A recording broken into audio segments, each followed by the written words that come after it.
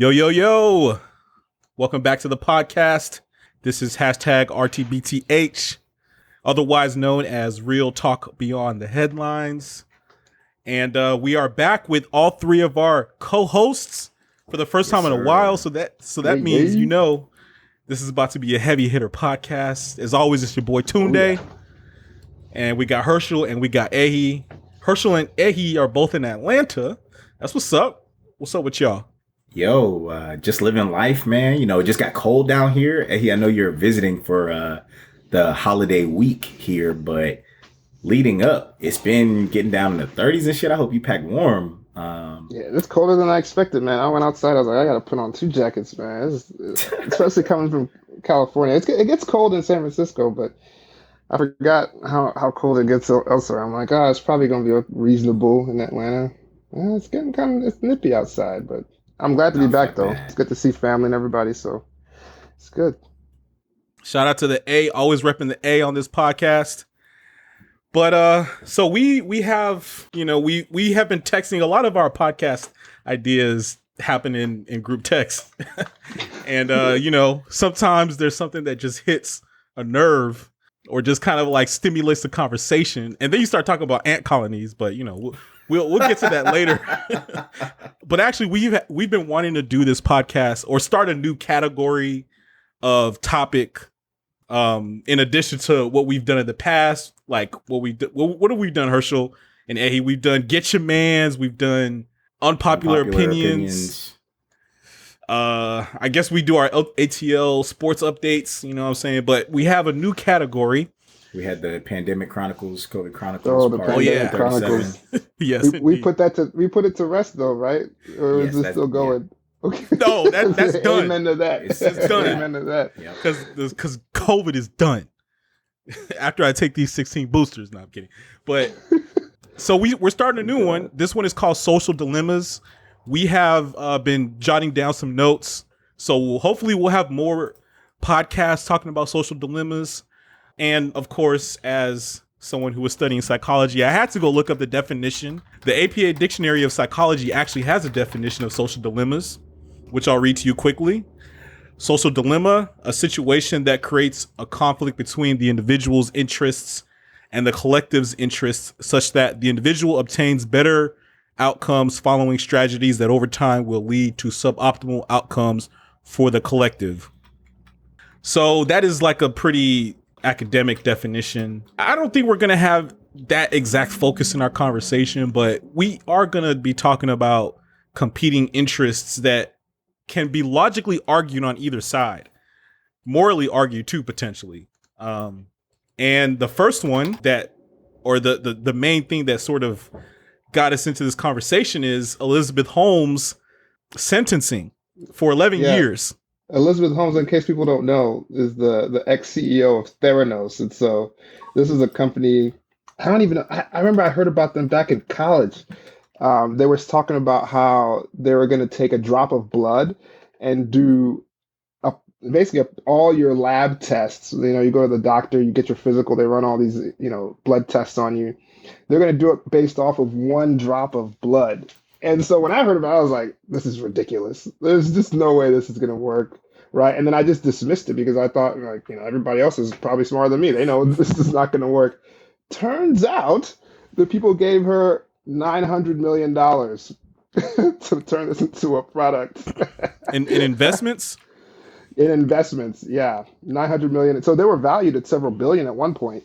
Yeah, her net worth was highest $9 billion, I believe. Exactly. So yeah, they were probably valued around the 20 billion mark for the company and it turns out that the people that they put on the board of directors who were supposed to be supervising this, the adults in the room, none of them had a science background. Turns out that because she went to Stanford and dropped out, so she went and talked to all these experts in lab medicine and chemistry, etc., and they laughed her out of the room pretty much unanimously. And so the only people she could get to support her were she was very smart about it. She went and very specifically and tactically identified investors or people with money that knew nothing about science and then sold them on the dream, just like a real con man does. And so, and then when they tried to figure out whether or not the stuff that she was doing actually worked, she just started making up stuff. She would lie about the machine that she had. The machine didn't work. What they would do is they would just collect full blood samples from the patients and run them on the regular lab machines that everybody else uses. And then they would try to pretend like they were doing it on their machine. So they didn't even have anything. Like the company went to zero because they had no technology. I mean, that's how bad it was. So, you kind of wonder, like, how did you get 900 million of investment by lying? That's pretty much how you do it. She was using a gimmick though.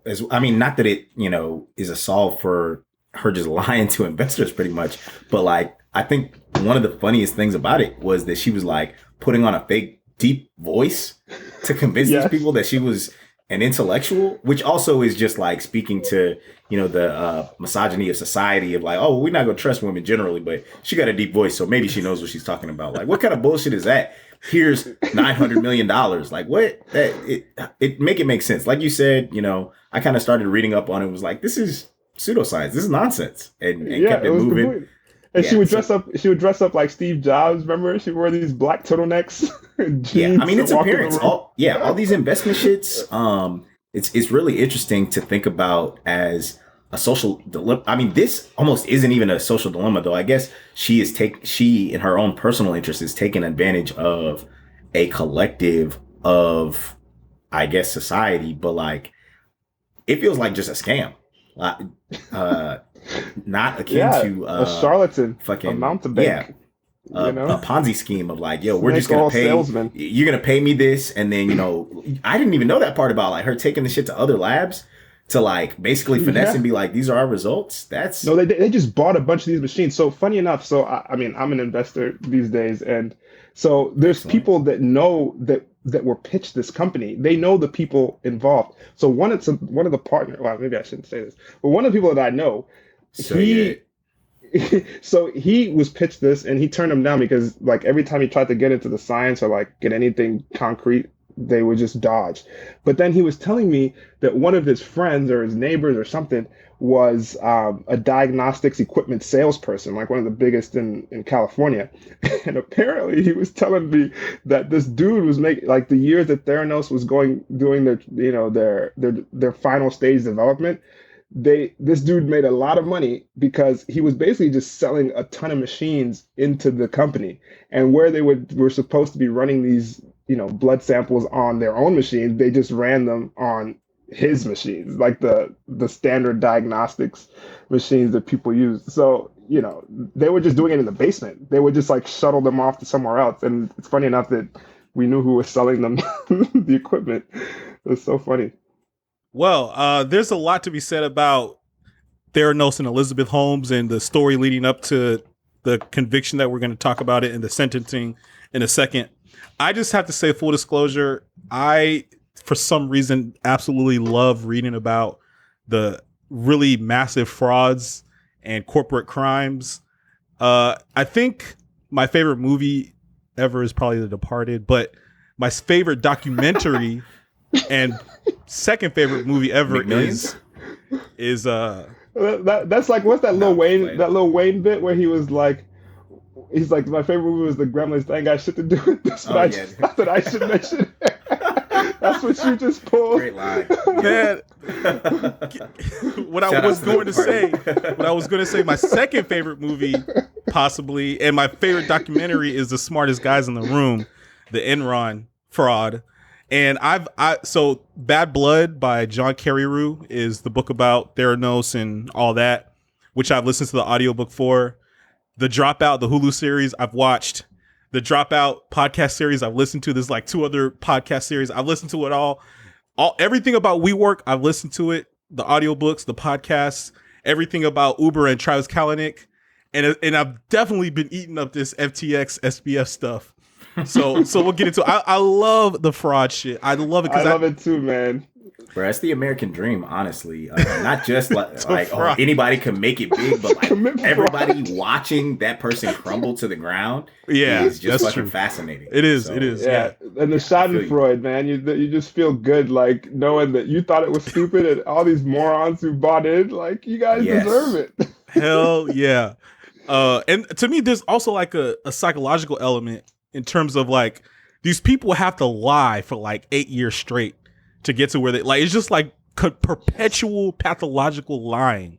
And I just like I'm like, look, I mean, yeah, you can lie here and there, but you have to be a really special kind of person to lie that much for years and years and years consistently, and weave a good lie too. Yeah, like, it's got to be a good lie. You know, you got to have examples built in.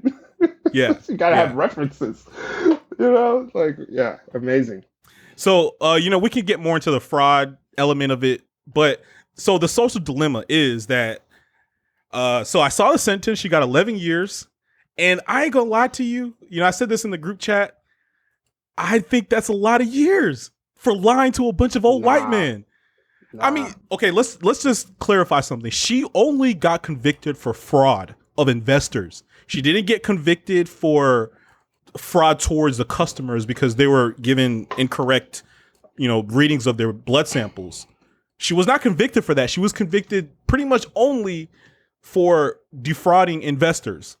And okay, yeah, so it turned into this $9 billion or whatever $20 billion organization valued. So there's a lot of money that is being pretty much erased from our financial infrastructure, and a lot of value in this healthcare company that we had a lot of investment in, not just financially, but like long term in terms of humanity.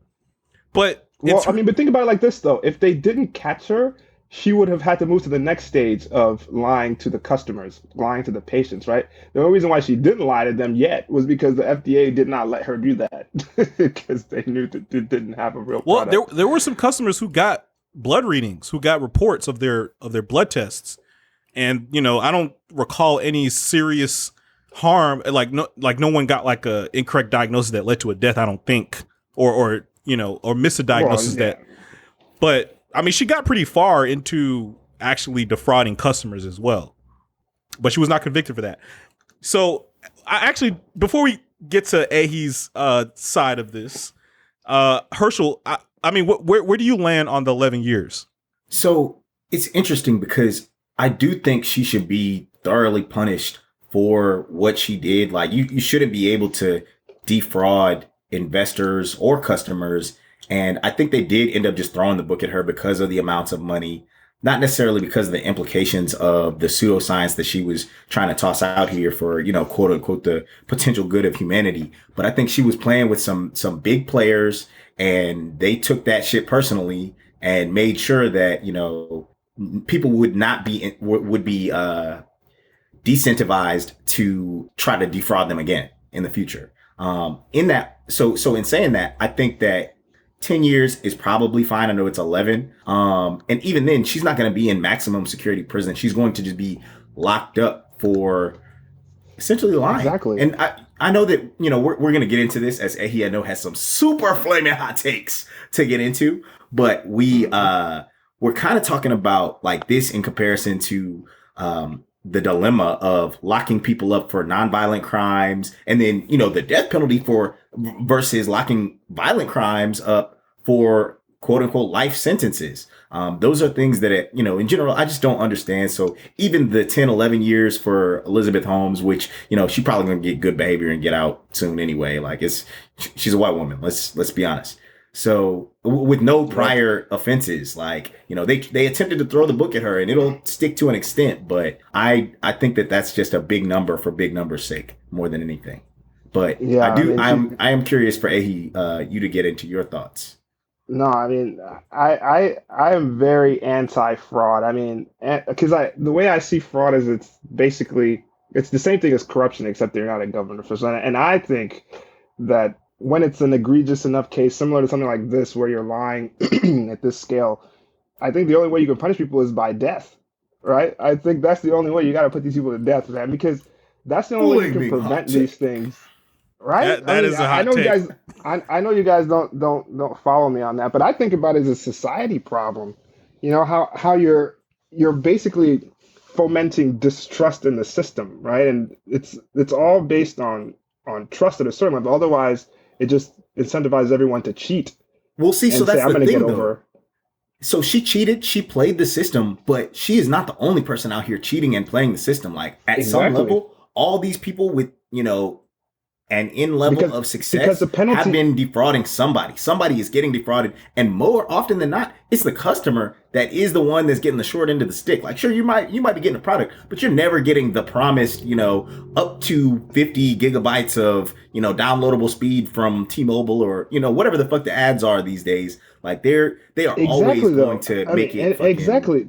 There's always going to be people committing fraud because there's no real penalty, right? It's like people like say, well, I can misrepresent the facts, whatever. And, I might get a 20% extra revenue. Yeah, it's wrong, but if they catch me, what is the worst I do? They fine me. Oh, maybe I do 6 months, whatever, right? Because that's what the penalties will end up being at worst. And so this is how it builds into the system. And so constantly you have to keep on factoring that in to any of your assessments of companies, or you're looking at as a consumer, you want to pay money for something, this is how it kind of starts. I mean, yeah, things work well in the US. And I think, we probably have that perspective to say, okay, hey, yeah, it's not so bad, like maybe that's overly harsh.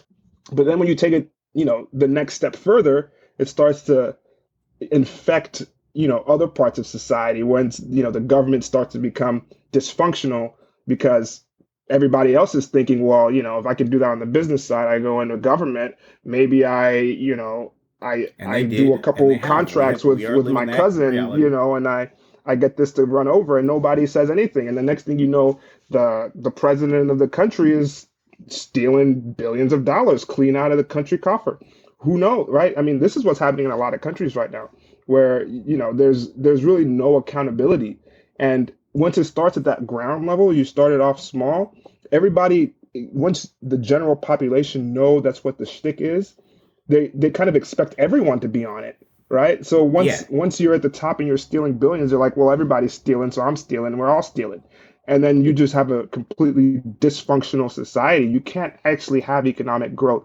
I mean, the reason why I say this is because in Nigeria, I mean, just seeing the story of this place, it's just like a system of graft, from top to bottom.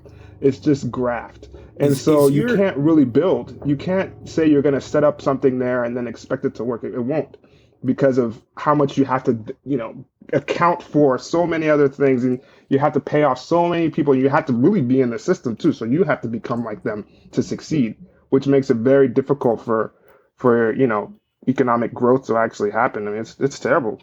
That's why I think and you're robbing from the future generations. That's why I think you have to put people to death to stop this from happening. Yeah, I mean, I definitely feel you there. That's, you're basically saying nip it in the bud now before it becomes a serious issue later. And that would be, the social dilemma in definition that Tunde gave of like individuals making decisions that, in the long run ruin us all. Similar to to me, it's like perverse incentive where someone created a thing and then it gets manipulated in a way that's detrimental to society.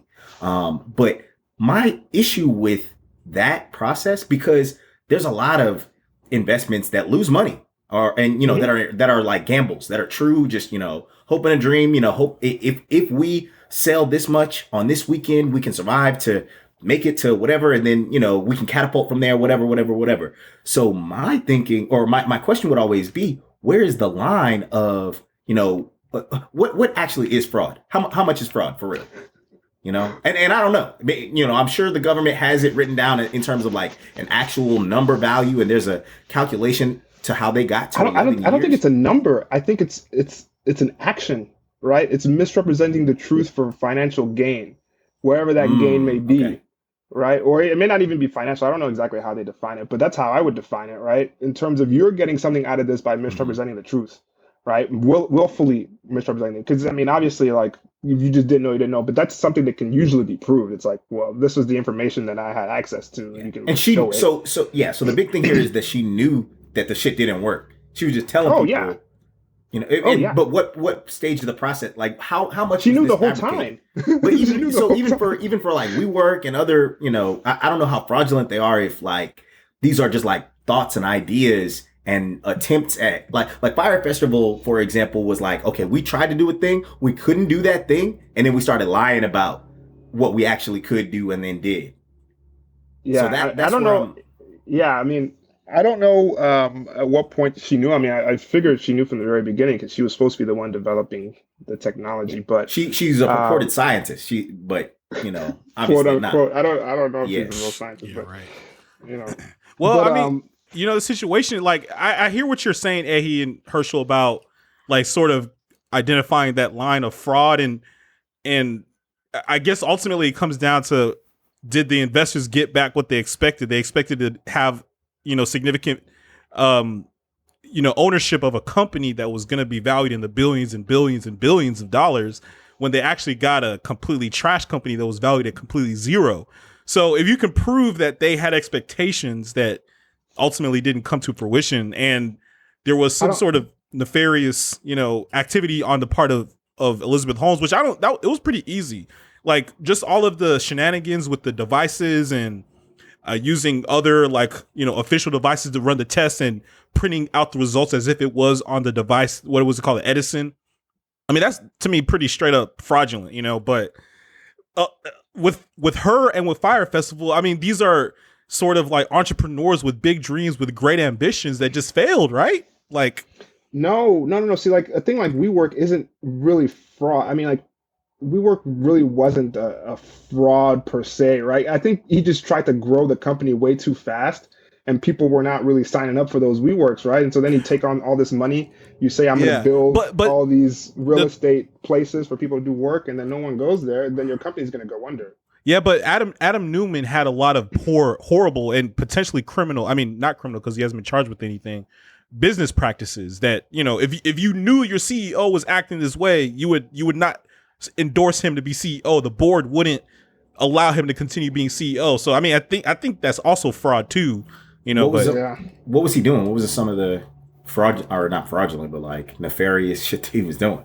yeah, I mean, so it's kind of like not exactly fraudulent, but he flew with weed across, the Atlantic, and then, like, didn't get, like, the pilot decided not to bring him back. And, I mean, that's not a horrible thing, but, your CEO shouldn't really, especially a company that was valued at like $40 billion at one point, like, and then he was just being very poor with expenses, like a lot of, company. Lavish, yeah, all these concerts and show, like all these like really like frivolous spending of money when theoretically you should know that based on how your business is doing, you really can't do it. So he was doing that whole fake it till you make it shtick, and eventually it caught up with him, and I think, that's when he took that money from Masayoshi, and and that's when they had to start putting out real product, right? Because people were, now you have a big investor, you can't just lie to them. They're much more sophisticated. They're going to see, and then that's how it kind of got exposed that they weren't living up to the expectation, because they're saying, okay, well, we're going to grow at 60% clip every year, or double or triple, however much they were saying, and you're not growing that fast. And then people are like, holy crap, we just gave you $300 million. What's going on? you know so you find out that no one's actually renting these things. Dude, wasn't Newman negotiating for a $20 billion investment from SoftBank? Yeah, I don't even know how much they gave him. Maybe it was a couple billion. I don't know. It But ended up being like $4 billion, but I think there was negotiations for like $20 billion, which is crazy. yeah, Bruh, I think you're right. they actually thought that company was gonna be a $1 trillion company. Adam Newman thought he was gonna be a trillionaire, bruh. Real talk. Him and Masayoshi thought they were gonna be trillionaires. But so, all right, man. so let's kind of get back to the 11 years. Okay, yeah, Ehi, I agree with you. The societal damage is extensive, especially when you start bringing in all these people who are involved. With Theranos. I mean, you had like But two. Go ahead. the thing is, I would just say is that the reason why you got to be so harsh is it's not that you're gonna just, now everyone who commits fraud is gonna get the death penalty, and that doesn't make any sense. I mean, obviously only in the most egregious cases, but that once you have that example, you're not gonna have people committing fraud at that scale. People will think, because the problem is that rich people, they're like saying, hey, look, I'm a little crooked. I can get away with stealing 50 million. And if the feds catch me, I might do 2 years. They take 20 M's. Maybe I pay 10 to the lawyers. I still come out with 20, and I do 2 years, and I'm straight. and I go back and do what I do, and I'm still fine. And they do that, right? And so if they thought about it and said, "Whoa, hold on, if I get caught doing this, they might just take my head off," right? You're going to be much less likely to do that, and so you're going to have much less fraud. I mean, especially with something like fraud, like, you don't have to do fraud, right? It's not a mandatory step to success, right? Like, you're not going to prevent anyone from achieving because they can't commit fraud. I mean, you just probably shouldn't be a fraudster. And so, I mean, I don't think it'll be as bad as people think. At what level does scamming become fraud? Because as you were saying that, I was imagining. I don't know if you guys have watched Rap Shit, but it's based on the City Girls, and one of them basically was a scammer, and it's scammers out here, on the lower tier. Yo, it's the golden age of scam. Yeah, Scamming is real. We're all getting fucking robocalls and whatnot, but like, even beyond that, niggas are swiping credit cards, taking pictures of shit. I'm not gonna give you the playbook, but it is what it is. Okay. So like, there are people who are, I mean, it's toxic. Again, yes, it's a social dilemma, but when society is in a position where, people are struggling to make livings and trying to find, so you mentioned Uber. Did you mention Uber earlier today, or did I read? Okay. Travis Kalanick.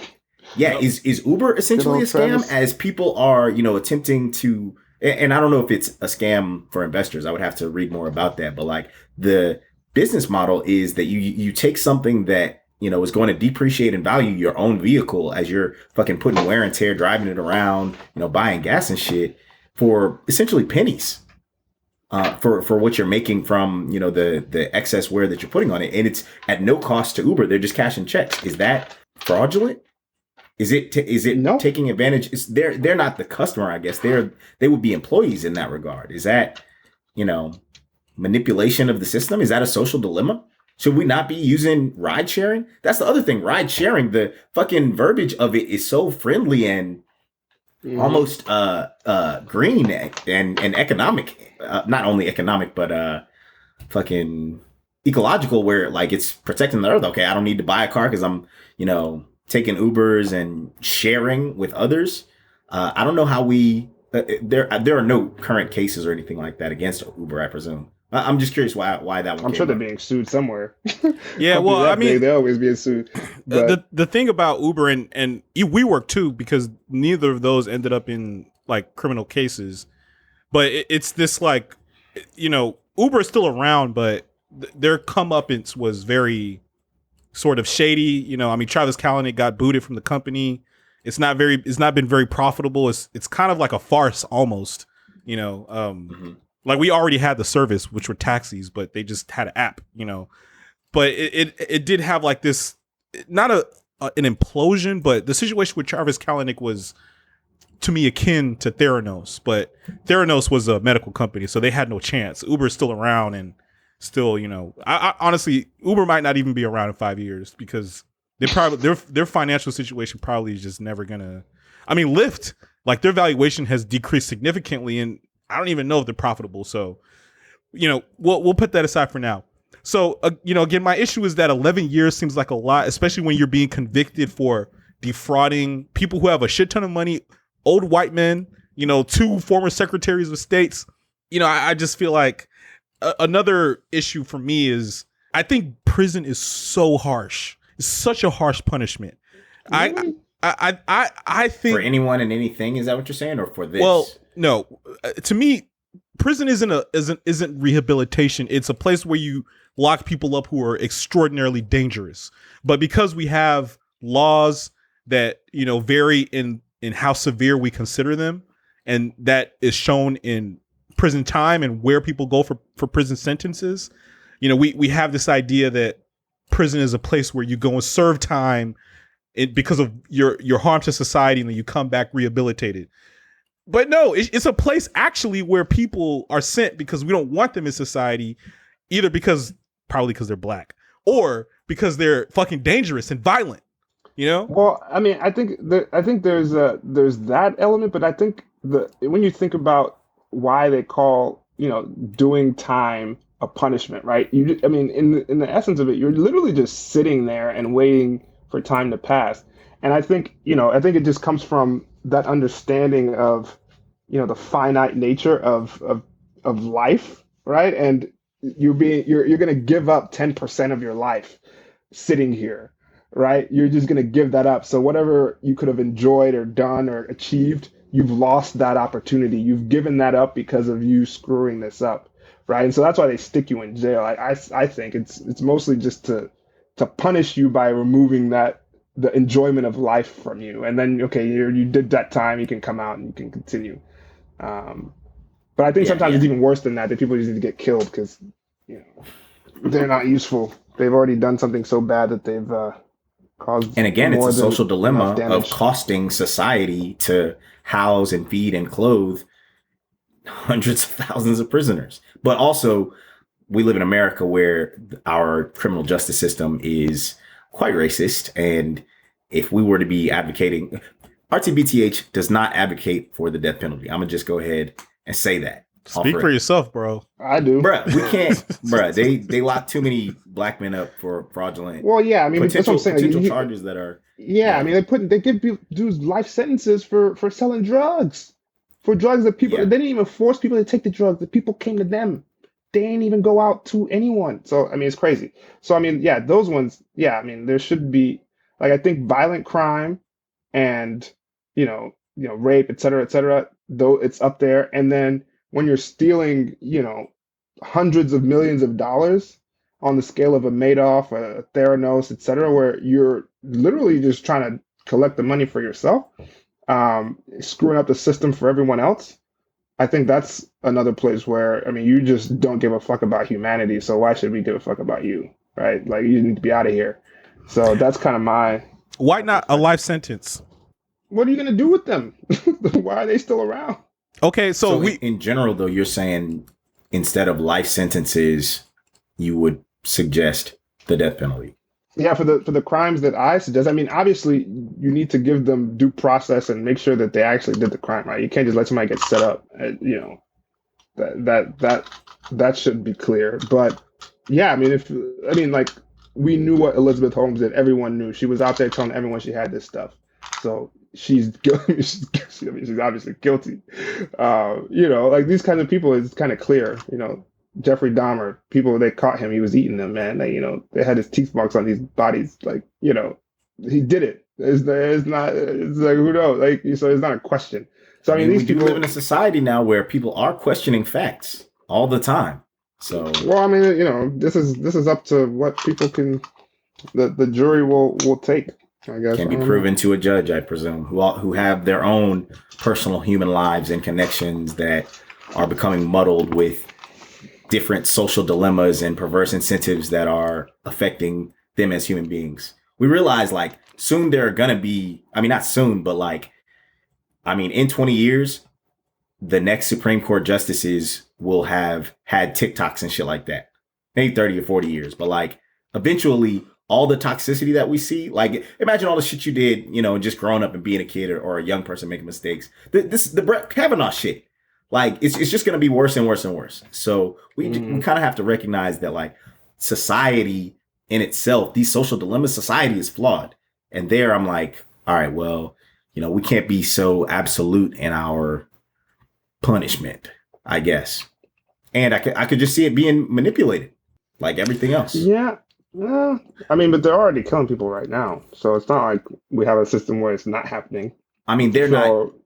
Wait. In terms of the death penalty or just killing people as death penalty. Justice? Okay. There's still the death penalty, right? So it's not like we don't have but a system it's where only in that's like going on. a couple of states, is it not? It's not everywhere. It's not federally employed, even for like terrorists and shit. We don't know, but they send them to Guantanamo, and you know what? RTBTH is okay with torture. You can God. What? How are you going to speak out for us? I'm not with that. all right. No, I'm just playing. Okay, so here's an issue, and we should talk about ant colonies in a second, because I think what you're saying is that there's a much greater societal harm than just this idea of fraud. Because it's like, like I said earlier, it's like a avalanche of lies and deception. And especially when you're starting to wrap a lot of people in, with this FTX situation, a lot of people were wrapped in with the hope of financial gain. That is very, degenerative to society when people have this hope ripped from them, you know. But even so even for that though, with crypto, was there not the hope with the entire purpose of cryptocurrency that it wasn't government backed, it wasn't tracked, it wasn't, I don't know what, I don't manipulable, like easily manipulable, right? Yeah, it's like exactly. a free floating, like, you know, everybody controls the ledger, so everybody's kind of in charge of this.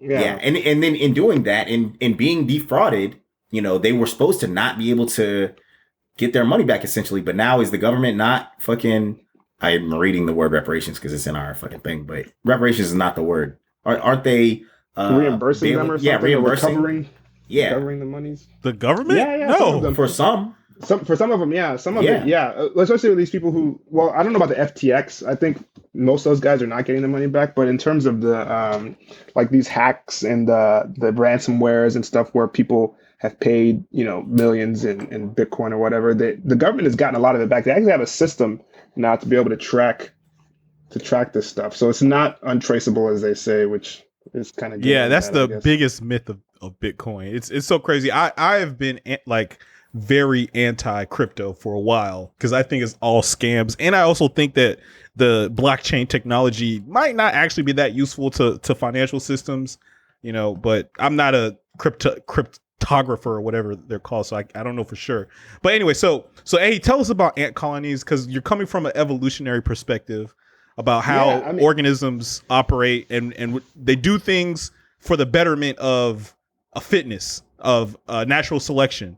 And we are not immune to natural selection. We still have, we are very much, we're products of evolution. You know, it's not, we can think we're our not way independent from that. Exactly. Yeah, exactly. So tell us, you know, because I understand where you're coming from in terms of the greatness of the harm, but it's hard to understand it without the evolutionary angle. So tell us. Yeah. So I mean, so I'll just reemphasize the part about the societal harm, right? Because, you know, if you just kill one person, like let's say that's your crime, you know, you've taken away that person and the people, you know, that subset of people around them.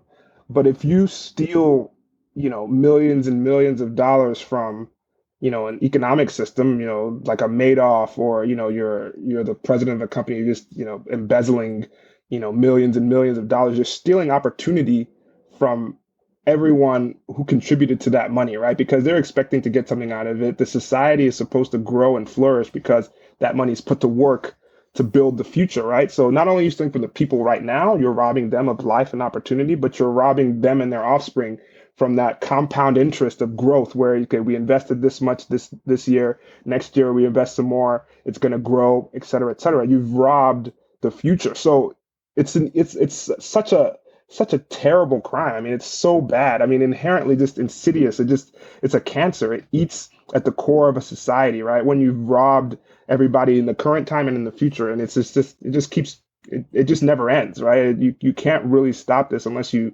prevent people from doing it in the first place. So that's why I take that crazy stance. But yeah, I mean, this isn't new though, right? Like cheating has evolved in all sorts of species, particularly communal species. So you're talking about the ant colony reference that I made. So like there's lots of these ant colonies, right? And they're very communal. Like you have a queen. Yeah, they're eusocial. Both humans and ants are eusocial, which is like hyper social organisms, I think. Yeah, right. You know, part of it is that you rely on the other members of the society to contribute, and all of the, you know, the joint efforts work together to make the whole group successful, right? But what happens is in nature, there's also going to be there's evolutionary pressures for different organisms to fill different niches, right? There's a particular space that's not created where, you know, if you have, you know, if you're going to cheat the system, you can be a completely different species. You can evolve to look like the ants that are communal. And then what you're going to do is basically just like hang out there. You're going to lay your eggs where they lay their eggs, and the other ants will take care of them. You're going to hang out with them, eat their food, just basically not do any work and just keep multiplying. And that's how you cheat. And you get to do nothing, right? Everybody else is working for you, and you just get to live and just be peaceful. The thing is that when they catch these animals, they usually will kill them, right? They'll kill them and they'll find all their offspring and kill them too. And so, that's kind of the corollary we have for what, how serious of a crime this is, right? It's like you're going to steal from, the work that everybody else is putting together just because you yourself want to benefit and have that for yourself. You're robbing opportunity from, the rest of the population. So, I mean, I look at it like that, right? Because at the end of the day, I mean, we're all just animals, and we all have to survive. And these ants, I think, are a perfect example. But it's not just ants too. There's like a bunch of different. I think bees are like this. There's some cheater bees. There's even plants, I think, that probably cheat too. But you know, Yeah, fish. bro, I that's think there's some cheater fish. great analogy though. I did not know that about the ants or this word eusociality or being eusocial. That's pretty interesting, but makes total sense. And I was just kind of reconceptualizing it like, all right, well, if it were like an ant colony or something like that, if you were to defraud 25%, they all died, like you would be more detrimental to everyone and, potentially ruin the community. Huh. And I guess that could happen in society, especially in today's day and age where we can reach every aspect of, different communities around us. It's not just, oh man, I defrauded my neighborhood right here or whatever. Now, because of, not only just telecommunications and mass communications, but the internet, I'm just imagining, Yeah, I mean, it how being connected the to the economies nth are, scale. right? Right, Yeah. like how connected the economies are, and there's just so much, there's just so many problems with maintaining that balance. It's hard to do, right? It's not easy to have a system where you can trust everyone and make sure that all of it, everything stays working, right? So any kind of perturbation or people violating that system is a risk to everyone. And then when you think about investment, I know you guys are mentioning that the money that Elizabeth Holmes or whoever else stole it from, like these rich people. Well, I mean, in theory, though, what really happens is that these people that they stole the money from, a lot of them, they're managing like large institutional funds. So these are like investment firms that raise money from various stakeholders, and a lot of these people are actually pension funds. So people's retirement money goes into these things. People's some insurers have different types of insurance will invest pools of their money into these alternative assets. You have various people. So sometimes it's people's livelihoods, their futures, their retirements that are at stake here, and people are relying on this to survive. And in some cases, I mean, this is what happens with a lot of the Madoff people. You might say, okay, like, hey, yeah, the Madoff people, yeah, they were all like rich. I mean, it's like, actually, no, he had a lot of money from pension funds. Like, there were a lot of like teachers in New York who lost money doing that. There's a lot of other people who lost money that weren't rich, and they were never going to be rich, but they've suffered the ultimate consequence for no fault of their own. They had investment managers that took the money that they gave them and they put it to Madoff, and they got screwed. So it's not always as black and white as we sometimes see it. Well said, Ehi. And I ultimately agree with you. One current example that I'm probably going to butcher, but in the Philippines, they elected the son of Ferdinand Marcos. I think his name might be Ferdinand Marcos too, as well. But there's a documentary, The Kingmaker. It's a great documentary about how the original Ferdinand Marcos like stole like billions of dollars straight from the Philippines, just like basically took it out of their bank, and Whoa. the family like absconded, somewhere, and I don't know, found their way back, and the son just got elected for president. And I don't know what their political situation is. I don't know what their financial situation is, but probably the son of just like one of the greatest or thieves in the history of humanity. They stole like billions of dollars. And I will put all this in the show references because Oh yeah, I see. I'm not explaining it too well right now, but the son was elected president, after Duterte. Duterte stepped Mm. down, and so Duterte has endorsed this guy. This guy supported Duterte. So, and we know Duterte is he's a criminal, like kingpin basically. So it's probably likely that the son of Ferdinand Marcos is probably involved with some kind of criminal activity. Like he's not just gonna come back and be all this like, nice person. And so it's like quick sidebar on the dude Duterte, man. He's so hilarious. Like he's a tyrant. He's kind of evil, but this dude is hilarious. The dude is hilarious, man. Like I can't even remember what he was saying, man. There's so many clips of this dude just being a riot and not meaning it, just saying stuff that's just off the wall, and nobody calls about it. They just all go with it. It's so hilarious, man. Oh, there was once he was talking about how he was claiming that he had killed people like that week. Like he's like, yes, I have killed, and then he was saying this on TV, like it was like okay, and people were just looking at him, like no one said anything. It was like there's no way you were out there killing people yesterday. Like this is what he was saying. It's crazy. I thought the dude was hilarious. Damn. Man.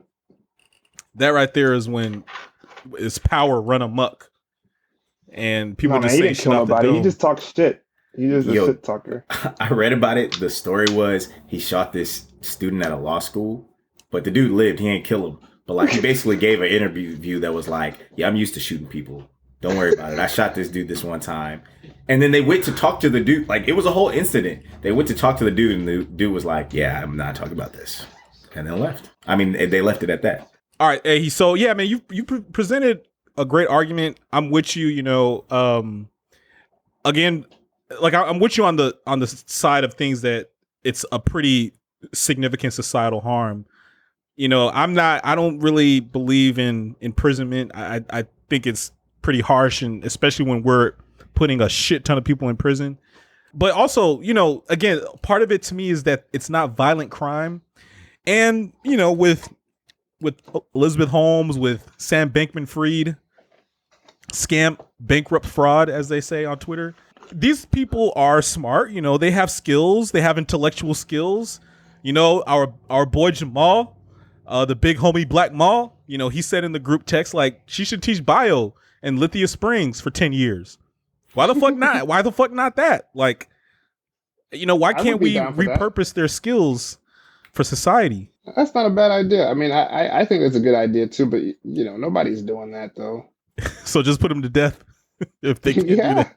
No one. I mean, like that's not the paradigm for punishment that we have. I mean, I wish it was. Yeah. I mean, you should get real, economic production out of these people if you can, but the systems that we have, you're not able to. I mean, yeah. I mean, I wish that was the case.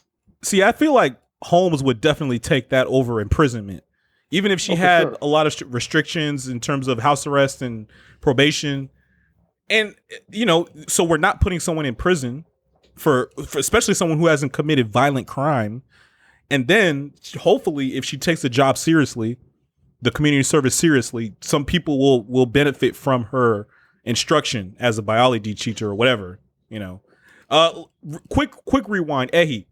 From an evolutionary perspective, why eliminate in the ant colony? Why eliminate the perpetrator of the fraud, of the scam? Why eliminate their line?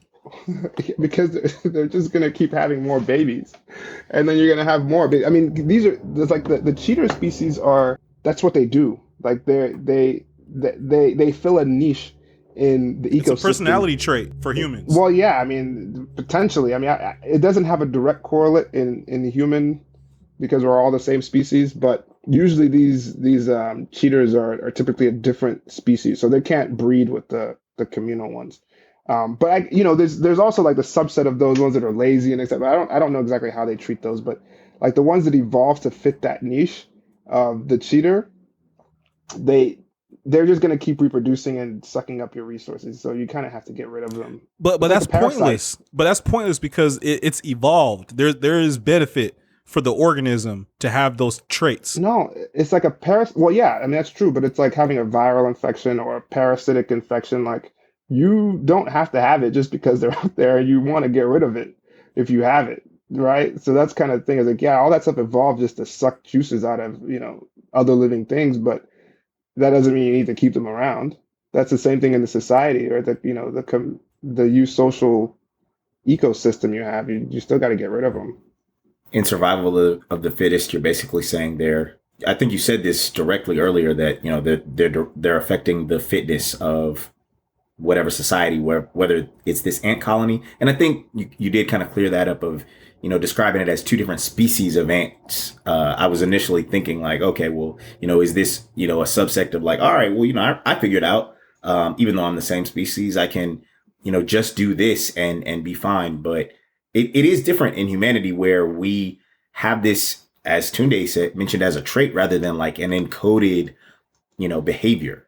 But maybe it is like that's the other thing of survival of the fittest. Like, we want to survive by any means necessary. And if people deem that the way to get ahead, people get ahead all the time by lying. I hate to say it, but like, good liars are good lawyers, shit like that.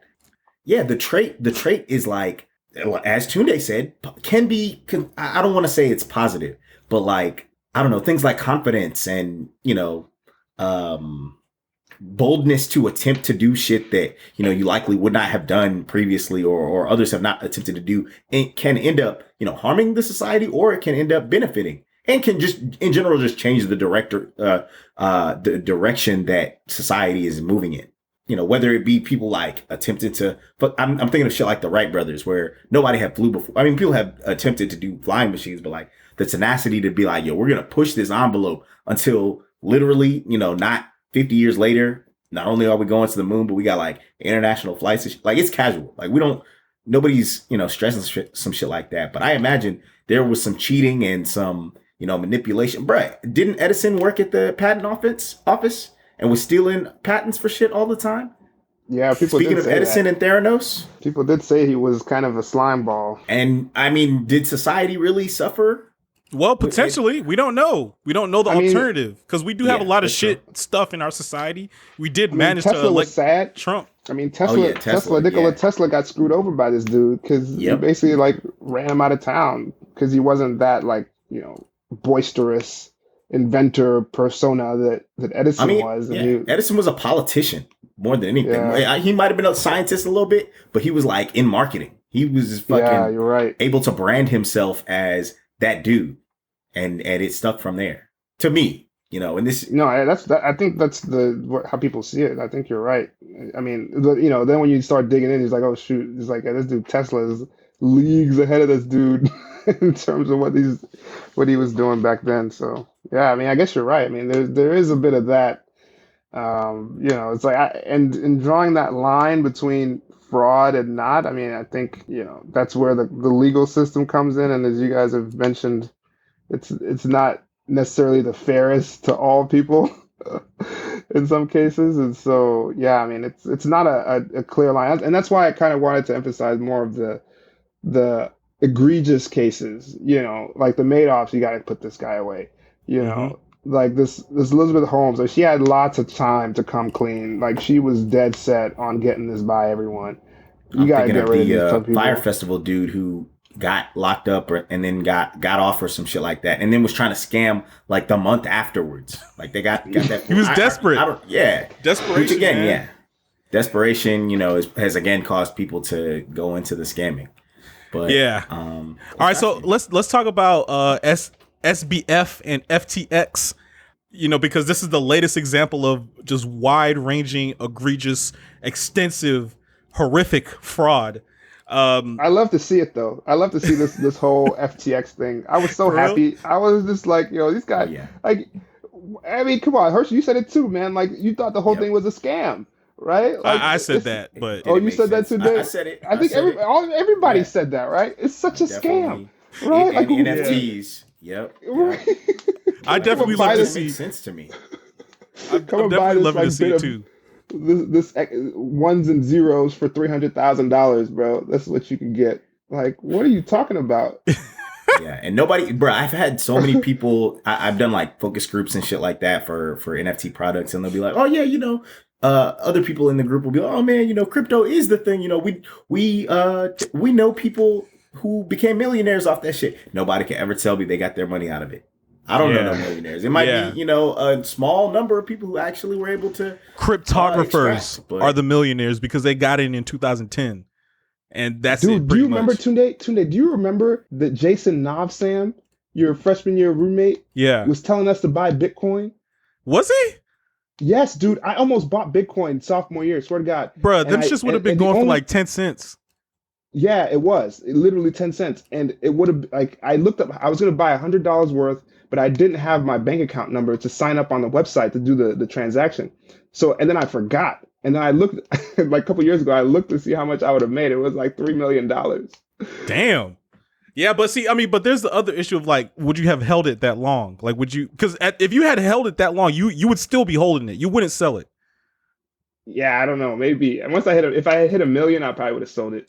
Well, I mean, but see, yeah, that would have been great. That would have been like a great investment. But again, Yeah, but I was lazy, man. the only people who would have that understanding and awareness are the cryptographers, the people who know and understand blockchain. Because everyone else is just like, oh, but then, now the past 2 years, crypto has been skyrocketing. So now it's gotten all the people who are trying to get on the get rich quick schemes.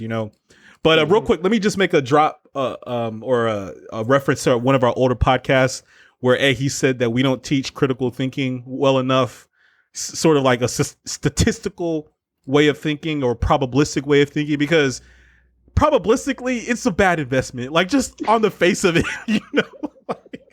Yeah, but like people, the lottery, just like playing the lottery, but people are still like, oh man, when the numbers get really high, I gotta buy a ticket. But that's the even less likely instance when you're gonna win. Yeah. So yeah, but it's that discerning factor. You just gotta have to kind of like determine for yourself. Is crypto really that shit, or is Bitcoin really that shit? And I've always just been like, I don't know. The shit seems kind of useless to me. It's magic internet money, which is what CoffeeZilla says on YouTube. Great YouTuber, by the way. I'll reference it. But anyway, so it's basically V-Bucks. I don't know if you guys are old enough to know what V-Bucks is. Nah, but sounds if you have younger brothers who play Fortnite and shit, V-Bucks is the thing you use your credit card to purchase to buy skins and all. It's useless. It's useless money. But yeah, fucking kids go crazy for V-Bucks, bro. They want at least V-Bucks but that shit's actually valuable because people play Fortnite. They enjoy Fortnite. It gives them relief and communion with other people playing Fortnite. But as they kill each other on the screen. So SBF FTX, we don't have to do the rundown. It's been all over the news, but I'm sure people who don't follow crypto or the financial system haven't been really hip to it. Fortunately, it hasn't seemed to impact our actual financial system too much, but it's a significant, horrible, disgusting fraud. And there's still speculation as to, like maybe SBF just got in over his head. No, it's fraud. This is also different. No, this is different. This is totally different, though, isn't it? Because he basically took the money that was invested into his company, which is just an exchange. Like his is not a coin or whatever. He just took the money. He had a coin. Then started investing he has a coin. He does have a coin. Yeah, but it was like all this weird financial nonsense. But yeah, they were. Anyway, go on. Yeah, he was investing in other companies that he was, I guess, hoping to recoup the financial interests of the investors. And like all that shit evaporated because I don't know what exactly he was investing in, but I presume it was other crypto shit and all that shit. Well, he was trading. He was just trading crypto and other there you commodities and securities, trying to make money, but they completely blew all their money. Well, I think the real reason why it crashed, I think, is because of how this crypto stuff is actually valued, and it's only valued because people demand it. So once greater the fool demand theory goes down, yeah, right. So once the demand goes down, which it ended up being because what happened was they had like they were trying to do a deal with Coinbase or something, and Coinbase was held like 300 million of Sam coin or whatever, and then they were like, oh wait, we don't want to do this deal. We're actually going to sell off all our Sam coin because this is like all bullshit. And so once word got out that they're going to sell all the coins, then everybody else sold. And so then the value of the FTX company went to zero, or is it Alameda, whichever one, went to zero. And then they basically had no more money. So there were people who were trying to pull money out from the exchange. They're like, okay, well, I had to buy money in FTX. I want to get that money back. But that money doesn't even exist there anymore because they gave that junk all away to other people. And those people have already sold that stuff to get their money out. So there is no way to get the money back. The value of the coins that they thought that they were buying are worth zero now. So now the company's worth zero. There's no money in it.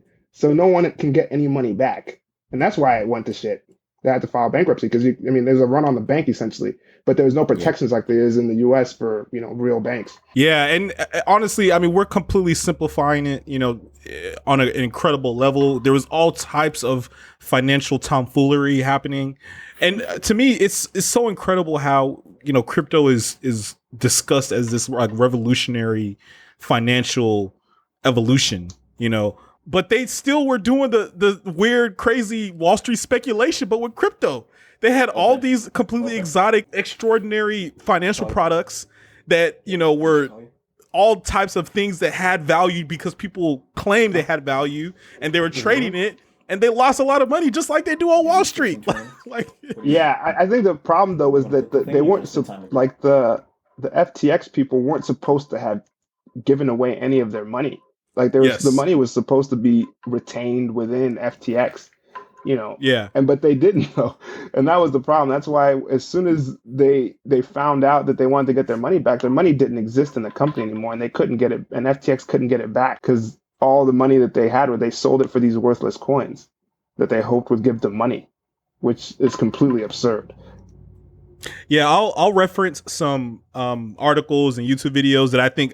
By the way, I've gone completely off the deep end with this because I love the fraud shit. I just love it. It's just like such good reality television. This is actual reality. Hey, so is this the kind of egregious, gargantuan societal fraud that would potentially warrant a death penalty? Yes. Okay. Can you say more? Yeah, because he knew what he was doing. That's the problem, is that people are going to say, oh, he got in over his head. How do you take $8 billion worth of money, take it out of there when you knew you shouldn't be touching the money? Because that was like front and center. That's how they advertise. We're not going to touch your money. So you've been telling people, we're not going to touch this money. And then you take $8 billion and you buy a whole bunch of shitty random coins left and right. And then when they go to zero, you're surprised. As if you don't already know how the crypto game works. Like, this dude knew. He just thought that he was going to be the one to be smarter than everyone else. He thought he was going to outsmart the system. He's going to make a quick flip. He's going to keep the extra money, make himself about $10 billion, and just give everybody else back their money and move on. That's what he thought was going to happen. But that's every scammer's dream. That's bullshit. What they all tell themselves. We're about to flip this. Right? Drug dealers say the same shit. Yep. About to flip this. Exactly. He thought he was about to flip the thing real quick. He knew what he was doing, and not only like the level of trust that he told people that he was going to do. He completely violated the system, and he did it on purpose. He knew what he was doing. Yo, so he didn't think he would get caught. Yeah, that's the other thing. Scammers always think they're too smart to get caught. They always, any criminal really. But Tunde, can you explain the greater fool theory? Listeners? I'll, exactly again, what it is, but I'll have references in the podcast show notes, for everything that we're talking about. But basically, the greater fool theory is that someone can make money off trading or ownership of an asset by selling it to someone who considers it more valuable than you do. So it really doesn't matter what the asset is. It doesn't matter what the actual value is. All that matters is that there is someone more foolish to pay for it than you are to keep holding on to it, for at a greater price than you, for more money than you paid for it. Or if you just got it on the ground floor, then more money than zero, I guess, whatever. Which is crypto, right? Because these guys are making these coins. Everyone's a fool who buys crypto effectively based on this definition. Yeah, I will say there may be some value in Bitcoin, and I guess maybe Ethereum too, because a lot of the NFT projects are done on the Ethereum network. I know I sound like I'm some kind of like crypto fucking genius, but I'm not. I just watch all the YouTube videos, and the Schadenfreude is just too good. It's just too good, man. Especially SBF with his extra lame ass pulling up his shorts and a t-shirt. They should have known right then.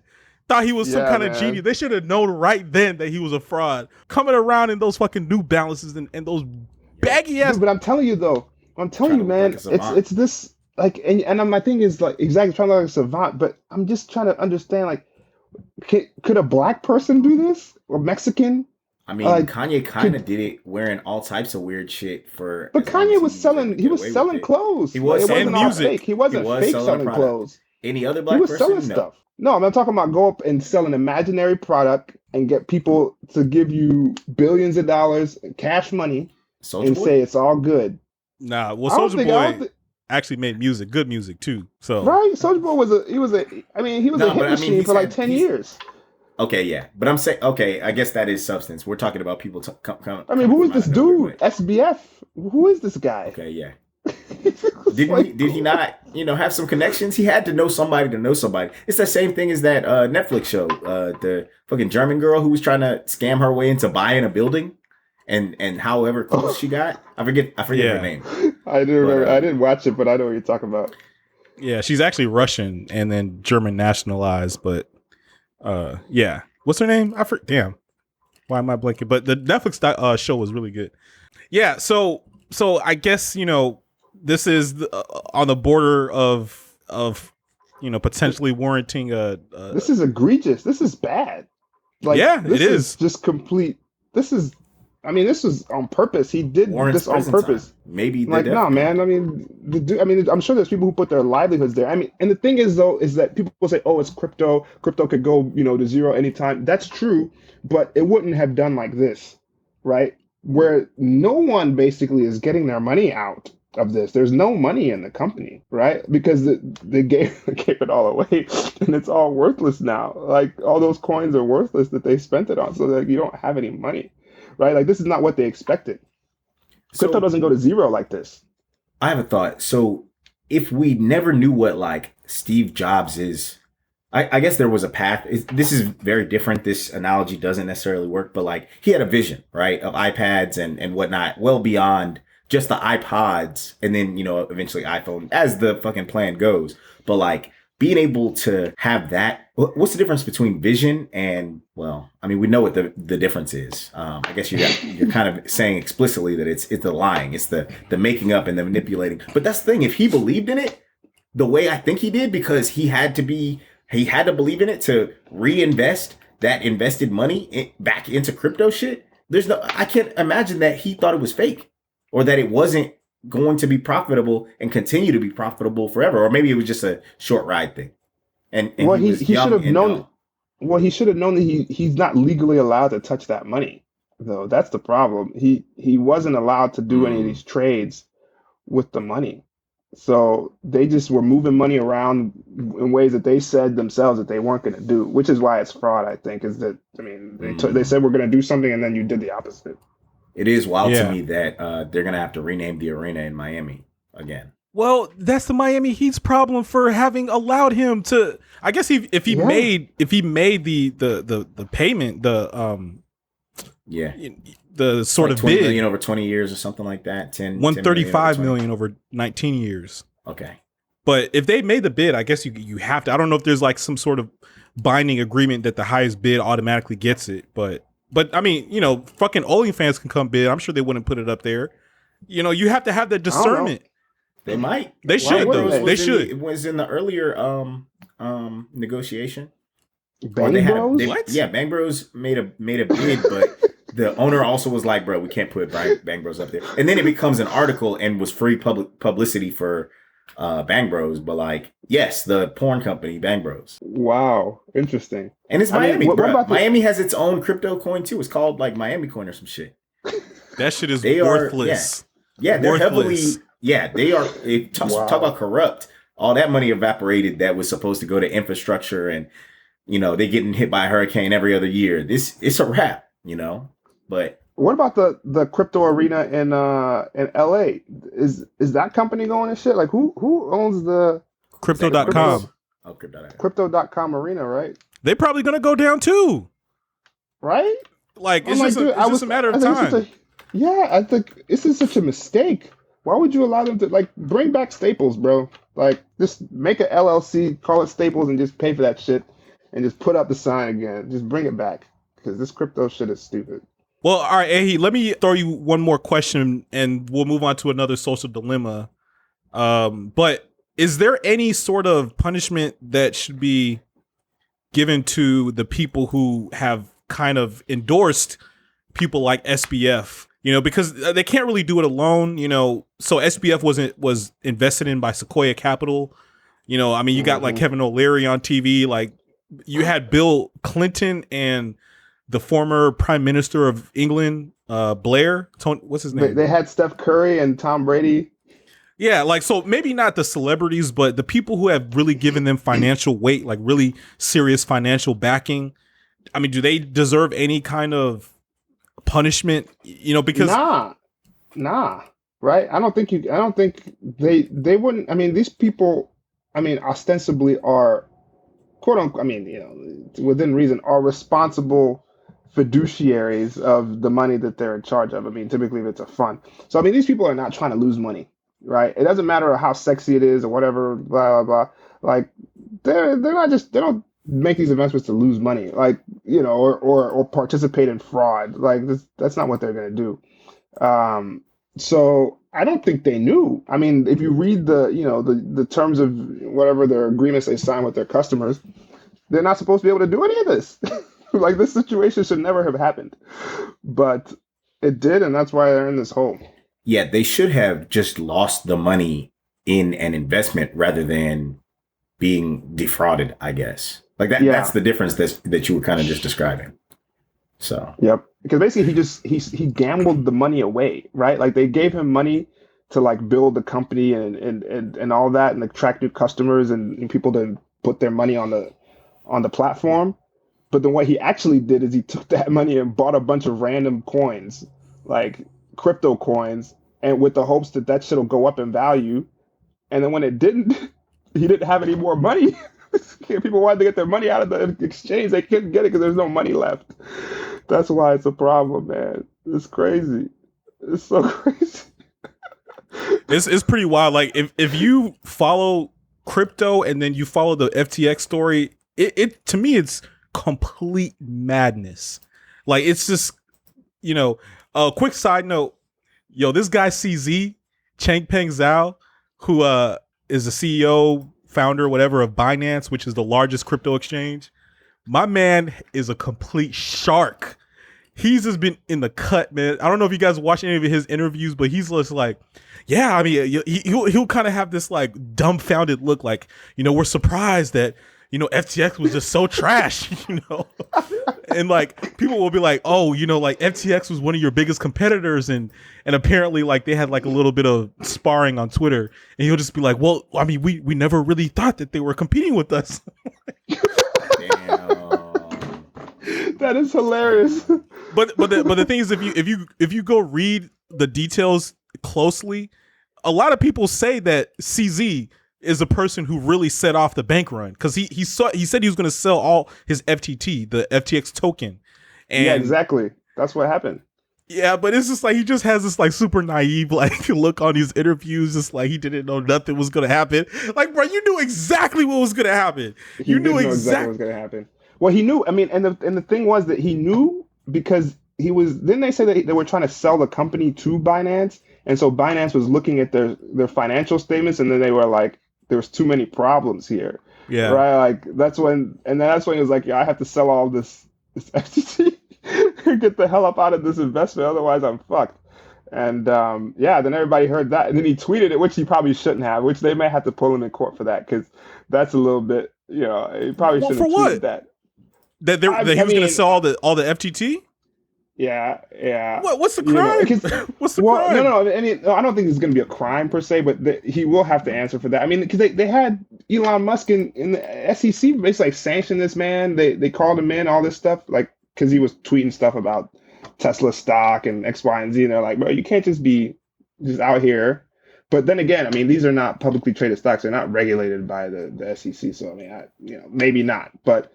I mean, it would be odd that they wouldn't call him in on this investigation to speak to them. Like, it would be very weird. Well, I mean, I don't know if he really has to even show up. He's not a U.S. citizen. I don't think he lives in the U.S. Like, can you subpoena someone who's not living in the U.S. or as a citizen? I'm sure you can. I mean, it's just a request to come in and answer questions. I mean, they can ask anyone. Isn't there some kind of criminal liability if you don't show up for a subpoena? Like, can they impose that on him? I think you can like put out a warrant for their arrest or something, but I don't think you don't have to. And I don't know if they can put out a warrant for their arrest either. But Dan Snyder was sanctioned, or like they wanted him to come speak in front of Congress, and he was like, "Nah, I'm on my boat. I'm international right now," and just stayed that way for. Was that a however long. subpoena or was that just a request? Because a subpoena is an official legal sort of like, but that might just be in criminal cases. So I guess it depends on to what level this becomes like a criminal case, like an actual federal crime, which it probably will be. If it's a criminal case, though, they're not going to fucking extradite. So I just read he's based in Singapore right now. And also he's a Chinese national. He's Chinese and Canadian. And ain't no fucking way. If he doesn't have to, he's never coming back to the U.S. And ain't no fucking way we're going to fucking force anybody to extradite him back over here. You know, Batman, RIP to Kevin Connery, but, you know, Batman can't do what he did in Dark Knight. I know, right? That scene was pretty crazy. Straight robbed his ass from China. But honestly, this might be an opportunity for CZ to try to move, try to move his weight around in terms of crypto regulation.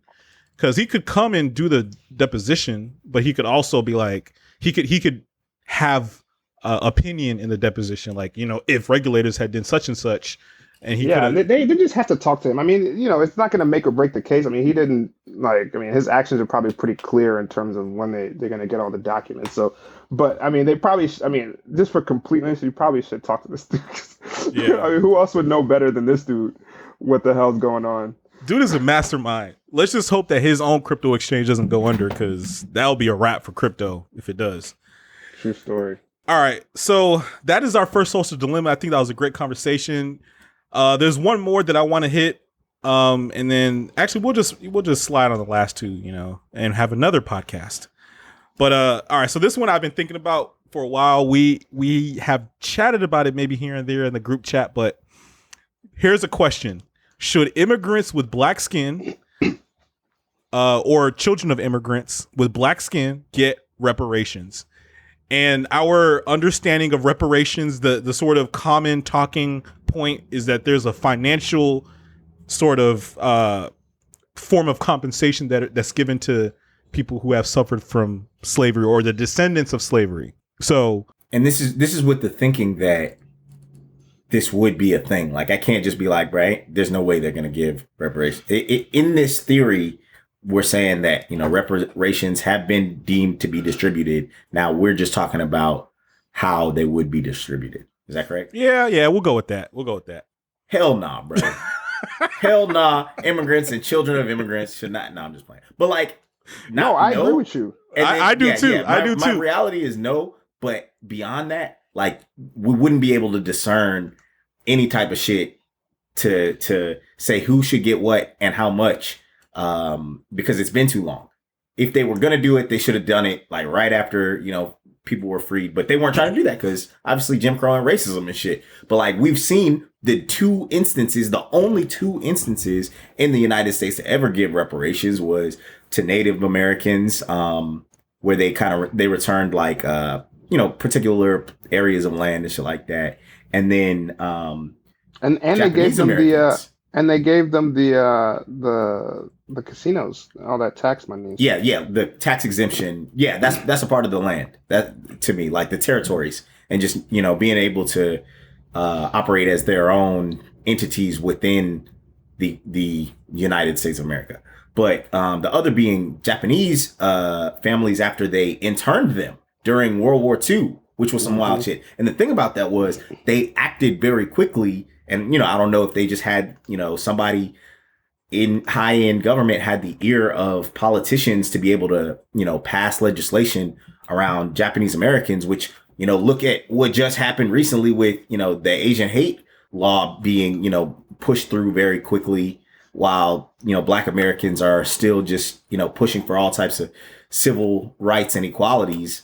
I don't see them ever, even getting close to this. And now we're at a point where America, again, as self-described a melting pot, has so many different ethnicities and immigrants, and even describing black skin is problematic, right? Our brown people, our Indian people who may not have had any influence in their lineage from transatlantic slave trade. To be specific there, should they get some sort of reparations or whatever?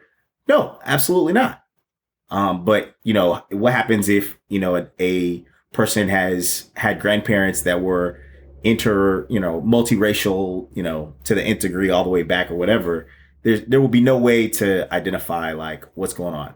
I don't know if I'm glad you guys as Nigerian Americans agree with me, but I don't know how this could possibly be a thing. So you're basically saying me and Ehi can't get reparations? Hell nah. Y'all ain't earned that shit. Bro, okay, first of all, what slave genes y'all got? First of all, my last name is Smith. I went to a Smith plantation in elementary school. They took us there as a field trip on some shit and was like, oh yeah, this is cool. And like, but definitely thinking, there was like slave, quarters somewhere up out here around this fucking, old ass mansion. I feel you. I feel you. Yeah, I mean, that's just different. The whole issue of reparations is very nebulous to me in general. So this is kind of a very hypothetical kind of social dilemma. But hey, look, first of all, the people that got taken from West Africa probably was in our lineage. So are we also not influenced and affected by the long-term effects of slavery? Like our families were, Herschel, we probably are like, seventh generation brothers, bro, or cousins or some shit like that. It's possible, but did y'all let them get took? Why? What happened there? Why is that? That's the cold-bloodedness of it. Like, now y'all want some on the back end? Like, y'all didn't. What's going on here? Y'all didn't come try to save nobody? Like, damn, Herschel, you kind of threw me a curveball there. Yeah. I mean, so the reason why I have thought of this is because, we have so much of our society that's like delineated based on people's skin color.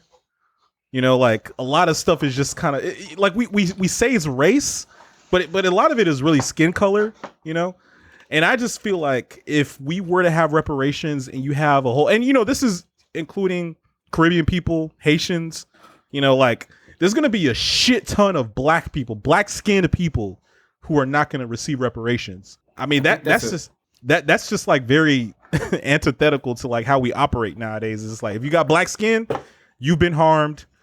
You've been, you've had a destruction in your lineage at the hands of white people. So to think that a whole cohort of black skinned people wouldn't be involved with this, reparation sort of thing, I don't know, man. That shit wouldn't play out too well.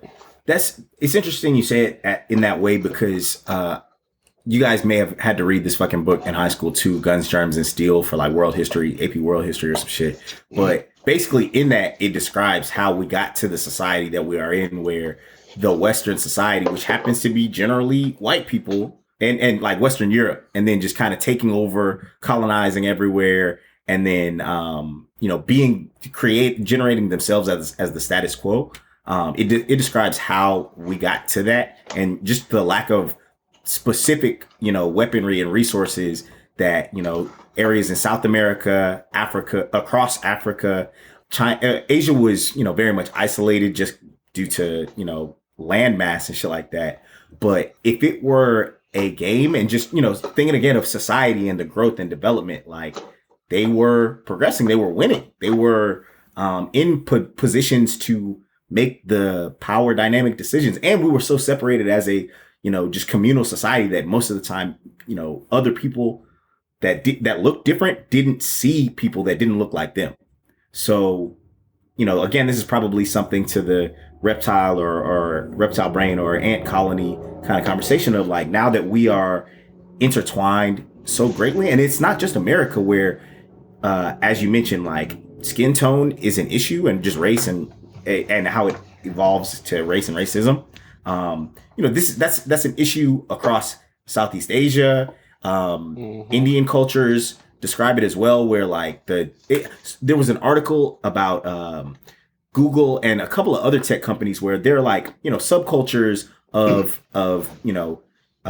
Indian people working there, and the darker Indians are not getting the high up positions that their lighter counterparts are getting. And I mean, it sucks. It's toxic. Again, there's this whole reptile brain is culture probably attached to some, attraction thing. But it also doesn't have any basis. There are people obviously who are attracted to different things in different ways, but like in mass, I'm just trying to think about this in mass, and I don't know if it's been associated with the leading, class system, because obviously we think about America trying to be free and whatever, but like we live in a class system. Not I won't go all the way to say caste system, but it's pretty fucking close. Agreed. And at the top of the caste system is lighter intonation people, and just generally speaking, in numbers, black people and other people of color, I guess I'll say, have been breaking into that in the past 100 years. But in the recent history of what is wealth and power, that's what it's been. So, and again, those people are going to be unwilling to, cede any of the power that they have. That's, Yeah. I mean, I think it's going to be very difficult to get any kind of reparations done. I mean, I mean, theoretically, I mean, it was should have been done years ago, but there was so much damage done by the dehumanization of, black people. The people didn't really, even the abolitionists didn't really believe that black people were full human. So it wasn't a lot of, impetus to sort of to own up to that 40 acres and a mule or whatever the case may be.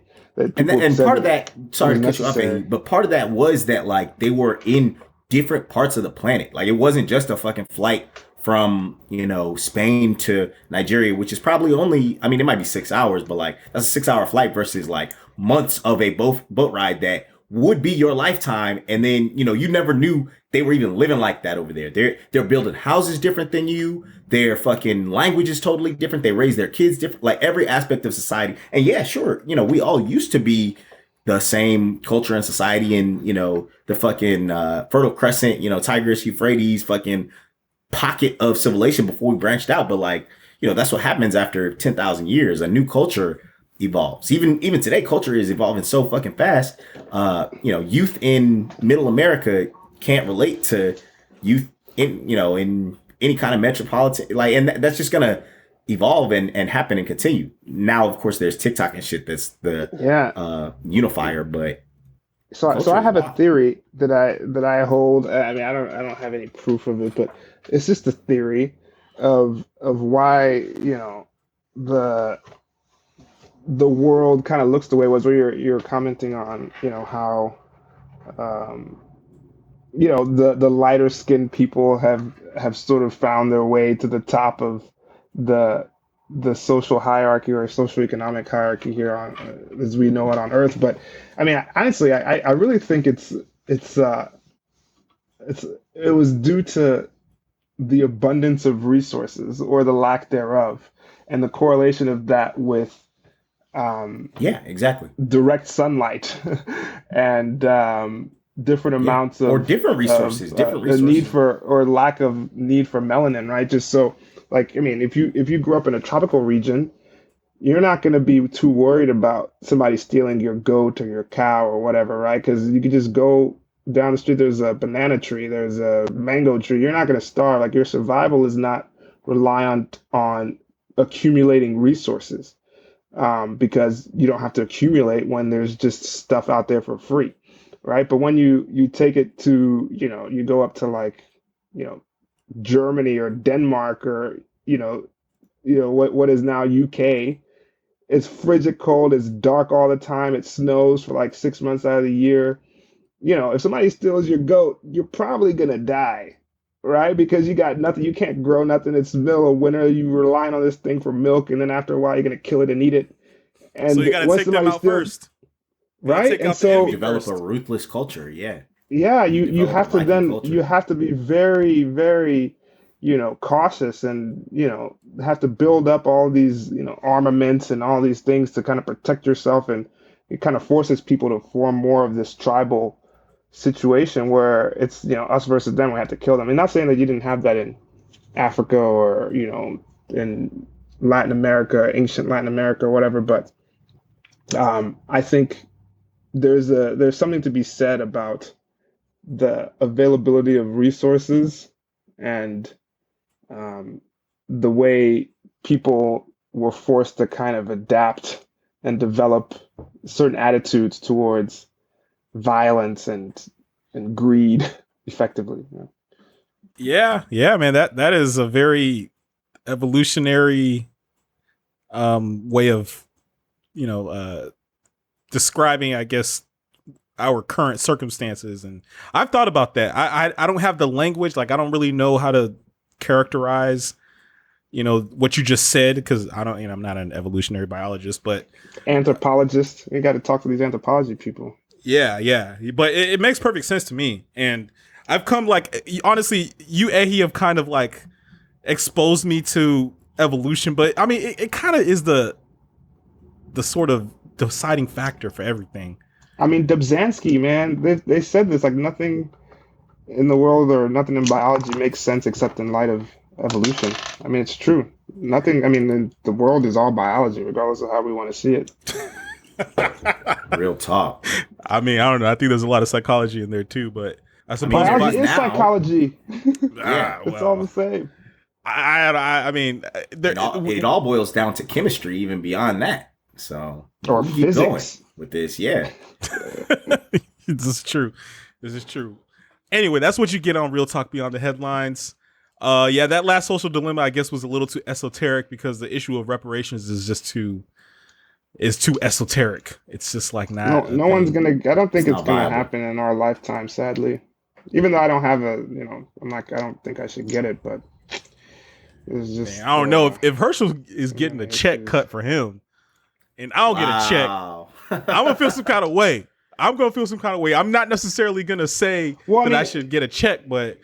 Yeah, but I completely agree with Herschel, though. I mean, especially because there's all this like historical baggage that comes with having gone through that, and the lack of opportunity. And it's not just because of pure lack of opportunity, but there's the scars of the past. Your family members telling you about how institutions have wronged them, having these very visceral examples of all the things that have gone wrong, and then you're supposed to now go out into that same system and then feel comfortable and confident enough to succeed and exert yourself and have that opportunity or that potential for failure at the risk of suffering some of those same evils that your family members have gone through. I mean, I can only imagine. I mean, that's crazy. I mean, luckily, like our parents, me and you, Tunde, didn't have that. So they didn't, we didn't have that sort of fear of, racism being that big of an issue. Not that it wasn't an issue, it wasn't brought up, or we didn't feel it, but it wasn't a major factor because, I mean, coming from Africa, most people are black there. You just don't experience that same level of racism. So you don't even think of all those scenarios to tell your kids of, how to be careful and how not to get hurt. And so that kind of allows you to take more risks. You can't take these many risks when you have all these things kind of hanging over your head. So I don't know, man. I think that's some real shit. It's crazy. My mom told me that when she came to the States, like she had an altercation where someone called her the N-word, but she was unfazed because she didn't know what it meant. But I think but the thing is that right there is the one thing that will get a black person off, is if a white person calls them the N-word in a sort of incendiary way. And I don't know this. I'm kind of like maybe embellishing a little bit with what my mom said. This is a real story. But but a white person calling a black person the N-word with some sort of acidity, incendiariness, incendiariousness.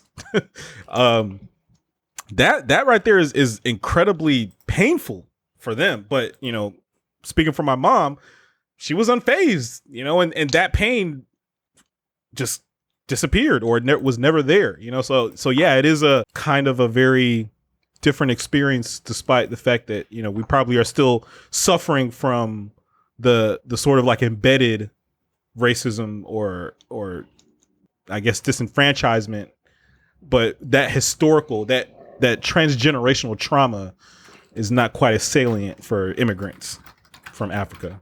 Anyway, indeed. So that is Social Dilemmas, the first one. Any last words, gentlemen? Nah, that was great. Back. Yeah, we got more social dilemmas to talk about. I do like the Hummer gets the last laugh one though. So yeah, that'll be interesting. I do. All right, we'll leave that teaser for the next Social Dilemmas podcast. This is #RTBTH, otherwise known as Real Talk Beyond the Headlines. As usual, we got our co-host Tunde, Herschel and Ahi. And let's wrap it up, fellas. Peace. All right. Till next time. Peace.